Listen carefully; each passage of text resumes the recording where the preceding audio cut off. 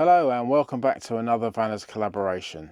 In this month's collaboration, we're talking about the worst and the best, or the best and the worst experiences within your motorhome or caravan. Make sure you check out all the other people in the collaboration and you will see their logos passing by the screen. Yep. So what we're going to start with, the best or the worst? Well, I think we've got to start with the worst. So that was our Spain and Morocco trip 2023 to 2024. That was our over the winter period. Yeah.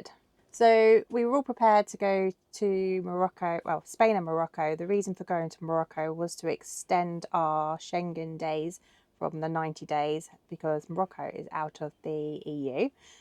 So we were going to go there originally for like at least a month, I think, for the month of January, because we had 4 months to play with. That was our plan. So to prepare for that, we needed to get Doris's blood tests, which we did in the UK. We did that all in the UK. Everything was organised, all our fan insurance from Morocco. We were like really prepared, really done a lot of research for it.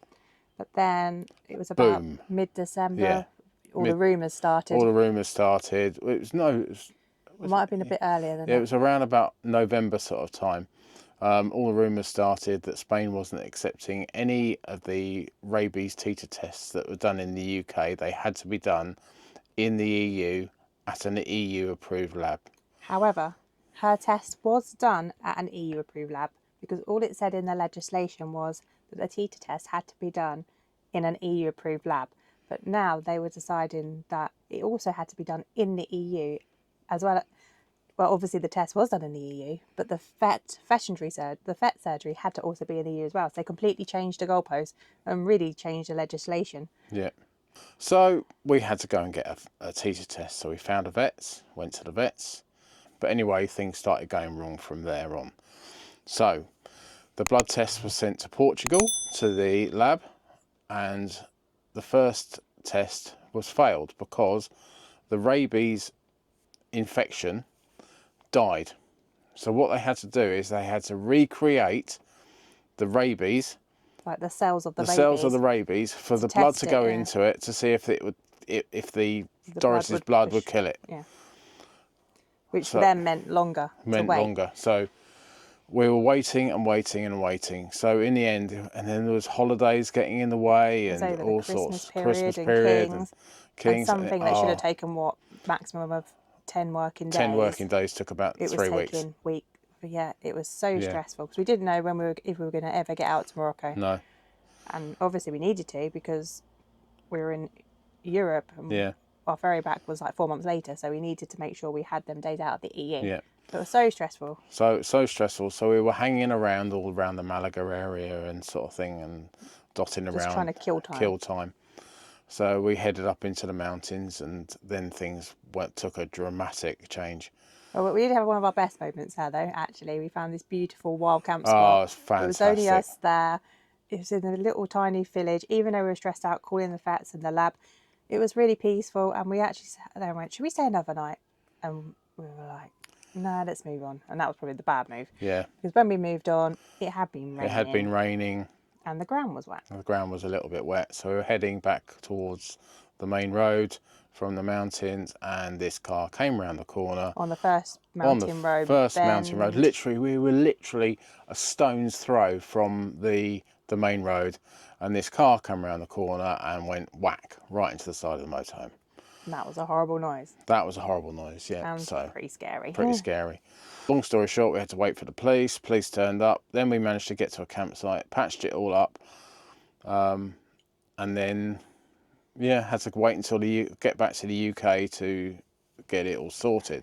You can see that all in another vlog if you're interested in what happened in more detail. We finally got the blood tests, headed out to Morocco. It wasn't very nice.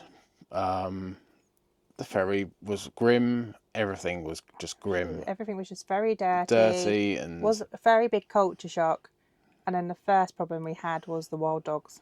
So the wild dogs, chasing Doris and being very vicious and coming around us in packs.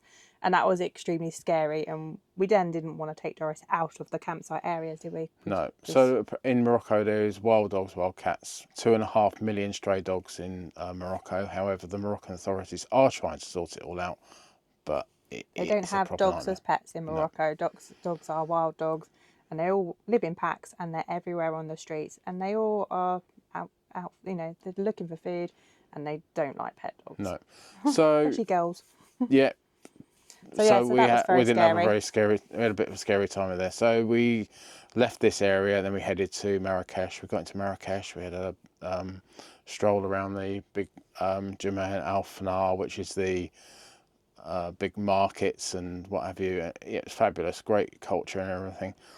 And we went out for a meal. Halfway through the meal, I said, Jim, I'm not feeling that great.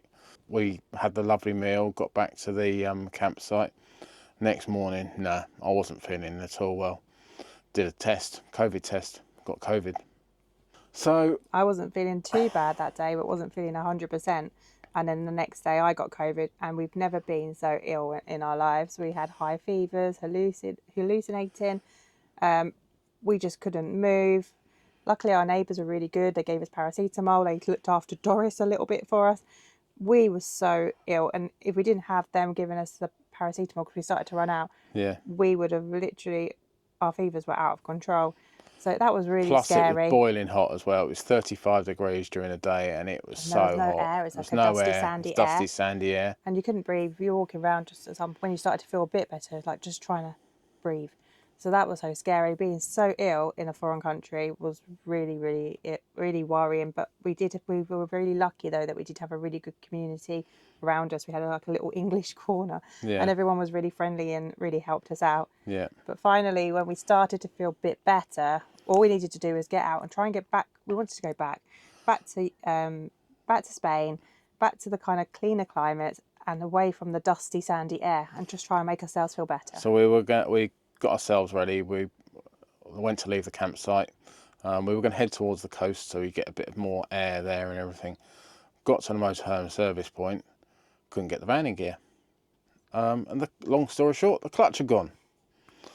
Moroccan repair services is literally on the pitch. Basically, obviously, again, foreign country, the mechanic didn't talk any English. He was just recommended by the campsite, didn't even know what his qualifications were. It was all done via Google Translate. Yeah. And we were feeling so ill, and our van was up in the air like that, up on jacks. And we had to sleep with our heads down and our feet up, full of COVID, cold, and feeling ill. So again, we were extremely stressed, scared, just wanted to get out of Morocco. So basically that was our worst times. That was our worst times. But we eventually did get back to Spain, and then we got back to the UK. We went back to Spain, found a campsite, even though it's not our favourite thing, but we had loads of friends at the campsite, and we just thought, do you know what? We need a holiday now. We need to just chill, get our chairs out, relax, be around people we know, at the beach, really clean place. We knew the standards were brilliant, and that's what we did. And that was what we needed in that time. Yeah. So that was Morocco and our worst of times. So, best of times. What's our best of times, Gemma? I think there's too many best of times, but for me, it's just the dotting around, not really waking up with much of a plan, and finding some beautiful locations that you didn't even know they were there. Yeah. So I might just be driving along, I might go, oh, what's over there? And I just pull up my map and I see Park for Night, and I go, oh, there's a little parking spot over there. And we go, oh, let's go and try it. We'll go into it. Sometimes it's a no, and other times you found like a real surprise at something you would never have found. And I think that's the best of times, just finding the surprises along the way. Yeah, I love inland Portugal. It's beautiful, and we have found some really nice places. And most of the places are free, aren't they? I think that castle that we stayed at last year was fabulous. Yeah, so. Yeah, so I think the best of times is literally just having the freedom to explore. Not everything does go right, and it's just the unknown. Like for us, we quite like the unknown. We like to not know where we're going to be the next day or that evening. But to find that place and to find something that you think, wow, I found this for the night, or I might stay here for a couple of nights and find a lovely area. I think that's what makes it for us. That's what we like.